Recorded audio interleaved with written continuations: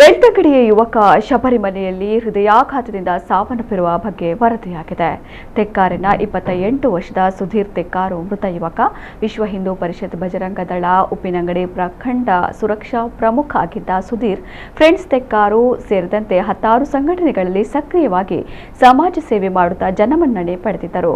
ತೆಕ್ಕಾರು ಶ್ರೀ ಗೋಪಾಲಕೃಷ್ಣ ದೇವಸ್ಥಾನದ ಜೀರ್ಣೋದ್ಧಾರ ಮತ್ತು ಬ್ರಹ್ಮಕಲಶೋತ್ಸವದಲ್ಲಿ ಸಕ್ರಿಯವಾಗಿ ಕಾರ್ಯನಿರ್ವಹಿಸಿದ್ದರು.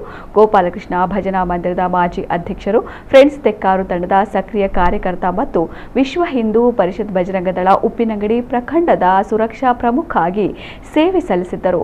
ಇವರ ನಿಧನ ಸಂಘಟನೆಯ ಕಾರ್ಯಕರ್ತರಲ್ಲಿ ಆಘಾತ ಮೂಡಿಸಿದೆ.